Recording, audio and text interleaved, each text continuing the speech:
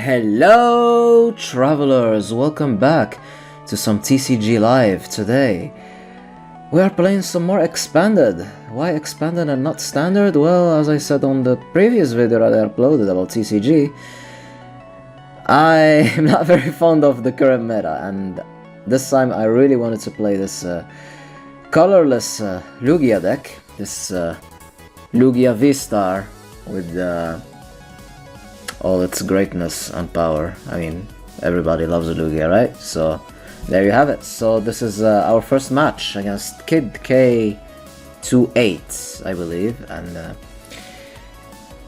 yeah, looks like we're gonna be playing first, and let's see how this goes. It's a really cool deck that recently was released in form of those championship, world championship decks, and yeah, we've been playing it a lot with the, well, not a lot, but we've been playing it, me and the homies IRL. Maybe soon we're gonna be uploading some real duels, but for now we're gonna play some TCG Live.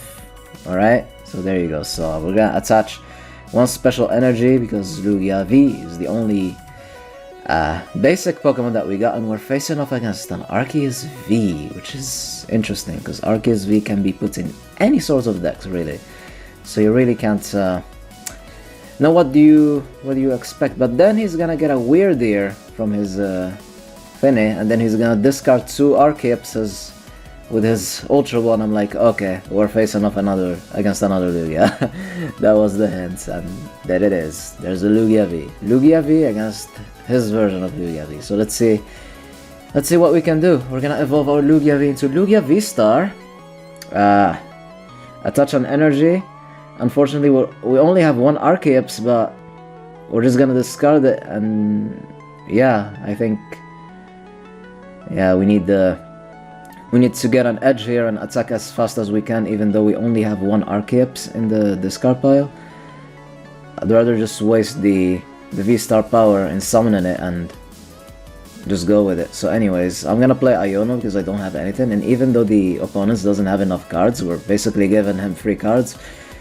I need to get things done, and luckily I did manage to draw into Path to the Peak, into a Belt to get more damage into his V Pokemon. I played Nesbo. I was like, okay, let's go into Slacking, because with the Path to the Peak we can attack normally, and just summon in Star and summon the Arceus, our only Arceus, and then just go ahead and attach a V-Guard energy and a Gift energy into the Lugia that we have. Path to the Peak and 250 damage with Tempest Dive. No, we do not want to discard the stadium, and we take our two prizes right away, and there's the Weird Ear. And yeah, let's see what the opponents can do. He's gonna send in his own Lugia V. He will play Boss's Orders, and he's gonna boss us. He's gonna boss up our only Arceus, and if this Arceus drops, it's not good. It's basically not good because it's our only Arceus. He's gonna discard two Paths to the Peaks with his Ultra Ball. He will evolve his Lugia into Lugia VSTAR, and now he can, yeah, I believe that our Arceus is dead, basically. So he will have to play Punkaboo, and because of that he will only have space for only one Arceus at least. He doesn't have two. So it's gonna help us big time, and then he's gonna attach two double colorless energy, and I believe that does 180 damage indeed, and that's more than enough to finish off our Arceus, which only had 150 HP. So our energy accelerator just went down, our sole and only energy accelerator. So we have to finish this game without it, and we'll see how it goes. So I'm gonna put the Weird Ear in the bench. I'm gonna play a double colorless into it. I'm gonna play Professor Burnett just to thin the deck a little bit more out of those Arceuses. I mean, yeah, it was the only supporter in my hand anyways, and 250 damage. His Lugia VSTAR will survive. He only has 30 HP left, but we did manage to hit him big time. And yeah, I still believe that us summoning the Arceus, even though it was only one Arceus early, was good for us because it did help us get a little advantage here, because we already took two prizes. We damaged his Lugia VSTAR. he as well was only able to summon only one Archeops because he had to play Pumpkaboo to get rid of our Stadium. So yeah, I think we're looking good, and he can't do anything. He didn't even attack. He didn't even attack. I'm shocked actually. He could have at least gotten some damage. Maybe he just gave up? He was frustrated? Something? I don't even know. I don't even know, but he didn't attack and he just dropped. He didn't attack and he just dropped. Yeah. Yeah. So, yeah, this is the Lugia deck. Lugia is being played in Standard now in a different way. They play it with the Cinccino and Minccino, which does so much damage. But, yeah, this old way of playing the deck is just amazing anyways, because, well, I'm a fan of how the format was and not how the format is. Now you see just weird things that just need to go fast to outspeed things, such as Chien-Pao and their version of Charizard, and now they have that silly Dragapult that it's I don't even know. I don't know. I love Blissey because it's Blissey and it's the cuteness. That's probably the deck that I'm gonna try to build. It's gonna be Blissey. By the way, the opponent is not making any moves. I think he just gave up when I was able to do all that damage onto his Lugia VSTAR. That he just gave up. I know he's just wasting time. Just don't be like this guy. If you wanna forfeit, you forfeit. If you wanna play the game until the end, you play the game until the end. But don't be like this guy. This is just, yeah. No, I'm not even gonna say it. I'm not even gonna say it. But yeah, as I said, decks. I feel like decks were better. The meta was way better before. So, and I'm gonna try to give Standard a chance with Blissey whenever I'm able to build it, because it's not one of those decks that you are able to get for free. And there's one Ogre-born. I can't believe I said that. Ogre-born. That is played onto the Blissey EX deck. Yeah. I mean, it's not my fault. It's their fault. They named them that, okay? So it's a bit confusing to say that properly, but I just can't believe I said that. I can't! I'm sorry. Whatever, alright? So yeah, let's try to get another match. We are against Electric Poke. 1, 2, 3. And this person is gonna be flipping the coin to see who's gonna play first. That's a really dope Gengar coin. I kinda want one of those. So, do I want to play first? Hell yeah, I wanna play first. Let's see what we get. And we got no basics, so we just gave the opponent a mulligan. So, that's not good. That's not good at all. That's just not good at all. So, yeah, this time we only have a Snorlax. We already have a V-Star, a Lugia V-Star in our hand, but we don't have the Lugia V. We have Professor Burnett's, we have Iono, Boss's Orders. The opponent has an Ekans and a Mew EX. An Ekans, wow. Anyways, we're gonna start powering up our Snorlax. I'm gonna give it a choice bell just in case, because this is expanded. You don't even know what to expect. And that's why I like expanded. It's really cool. You just don't know what to expect. You just don't. And we're just gonna pass the turn because it's our first turn. So Ekans will get a Darkness Energy. And I believe this Ekans is a dumb set. Not set, but card. Because it makes you like discard the energy of your opponent or something. And that's not good. So anyways, I'm gonna play Iono because I just didn't like my hand at all. And Capture an Aroma, please give us a Lugia. We got an Evolution. That's bad. But since I have Professor Research, I decided to get an Archeops, just in case, give another energy into the Snorlax, and play a second Snorlax and just pass the turn, because I want to research the turn after, because you don't know what can happen later. So in comes a Brute Bonnet, a Krogon, and a Ghastly, and I'm like, oh, this deck looks like it's so annoying. This person just relies on poison, he has something weird. But the ability of my Snorlax, he just protects me from the nonsense, from the attacks of the opponent, so that's something I'm a very fan of. It's like the Snorlax ability immunity in the video game, which is really nice. And in comes another Ghastly, and I'm like, okay, so did 0 damage, did 0 effects because of my ability. Snorlax, thank you. Just thank you. I have all 3 energies. I will discard my hand. And I'm able to discard another Archeops because I have an Ultra Ball into my hand. I'm gonna capture an Aroma, get Cell, so that means basic Lugia has come in. I will get rid of his Stadium. Now he has to, you know, discard 1 card, which is nice. Play the belt into the Lugia V. And just Ultra Ball away. I don't have to play the second capture in Aroma, which is really good. Now I can get Lugia VSTAR. Evolve Lugia V into Lugia VSTAR. The next turn, because I just played it, I'm just gonna get rid of this Pokemon. And things are looking good. Things are looking good so far, and that's why the opponents will decide to concede, and I'm like, oh my goodness, wow. Just play the whole game, for God's sake. Play the full game. I mean, whatever. Conceding is better than what the first opponents did, but that's what you have. So let's try to get a third game. Let's see, hopefully this time we can get a proper game that we can play from start to finish. I know I was expecting this because there isn't a ladder for expanded, because TCG Live is not TCGO.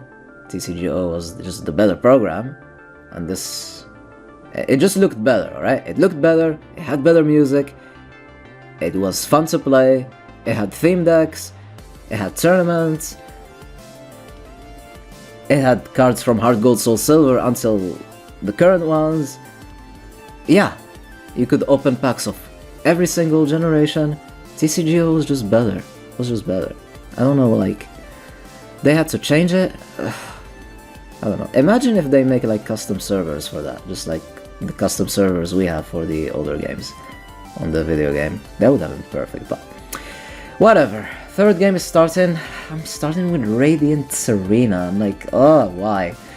But the opponent's mulligan twice, so that means we're gonna be able to draw 2 cards, which is nice for us. Let's see, hopefully we can get something. Actually, mulligan 3 times. And the only card that I can play there is Snorlax. Oh my goodness. Whatever, he has an unknown V, an enamorous V. I have no idea what to expect, and that's what I like. That's what I like, because we're tired of the standard stuff. Interesting ability into the enamorous. He prevents the effects of something that I forgot, that I didn't pay attention. I'm so sorry. And the unknown V just got a cape, and he's gonna play the Altar of the Moon, which is really cool. He gets less 2 colorless energies if he wants to discard, which is interesting. So yeah, we're joining to the Lugia VSTAR, but we still need a Lugia. I will play a double Colorless just to retreat the Radiant Serena. Play the Snorlax into the active spots, pump Kaboo just to get rid of the thing, and then, because I wanted to keep my Collapse Stadium for some odd reason, but whatever. So capturing Aroma, we're gonna get a second Archeops, and with the Ultra Ball we can discard both of them, which is nice, and then we're gonna be able to get our Lugia V. And if we're lucky enough to evolve the Lugia V into Lugia VSTAR the turn after, we can summon both our Archeopses and have our energy powering engine ready. So I'm gonna play Boss's Orders into the Enamorous to have it into the active spots, because he needs 3 energies to attack and he has 2 retreat costs. So I was like, why not? Let's just do it and just pass the turn and hope for the best and see how this goes. So yeah, I still have no idea what to expect from the opponents. The unknown has that cape, the A-Star, the A-Spec card. I can't speak. The A-Spec card that gives him so much HP. He's gonna play Arven, then he's gonna play the Fog Crystal, gets another Mew EX from the 151 set. He's gonna pass the turn. I'm like, okay, this is great. We also drew into an Iono, so that can also give us more options. So summoning Star, let's summon both our Archeopses, and I was like, okay, do I want to Iono? I want to Iono. The opponent only has 3 cards into his hand, but again, I needed more options, and maybe I should have used the ability of Archeops before. playing the Iono, but yeah, because this way I have more cards into my hand, and I don't even know. We'll just have to roll with it. So anyways, first Archeops will power up the active Snorlax, second Archeops will power up the Lugia VSTAR, and that's really good for us. And we can straight up attack 160 damage, and then we're gonna be put to sleep, and we have to flip 2 coins to be awake, which we don't, but damage is damage into the Enamorus, which is good. And it doesn't really matter because I also have a Jet Energy. If our hand doesn't get disturbed, we can just put it into the Lugia VSTAR and just attack with it and have our Snorlax in the bench. Just, yeah, so it doesn't really matter as long as our hand doesn't get disturbed, which it doesn't look like it because he played the Arven again. That's gonna be his supporter for the turn. He's gonna get a card which I have no idea what it does. Oh, this card is gonna do search for an energy. Okay, he's gonna discard a VIP pass, get an energy, and let's see what he's gonna do with that energy. So he's gonna evolve the unknown V into the unknown V-Star, and he has a very interesting V-Star power. Apparently, all the opponent's Pokemon become weak to Psychic, if I've read that correctly, but the unknown V-Star needs to stay on the field. If this unknown V-Star dies, then that effect is nullified. So, and it's looking good for the opponents. I like his strategy because he was able to give it the cape, so it's not too bad. So in comes the Calyrex, the Shadow Rider, and another Psychic Energy will go into the unknown V-Star. Mew EX will help him draw 3 cards. Another Fog Crystal is gonna be played. Another Psychic Energy will go into his hand, and another Altar of the Moon will be played. But yeah, luckily for us, he doesn't have any energy, so I don't think he's gonna be able to retreat. So the Enamorus V-Star will remain there, and he's gonna be the victim of our Lugia V-Star, because thanks to the Jet Energy, we're gonna be able to put the Lugia V-Star into the active spot. And we still need 1 more energy to attack.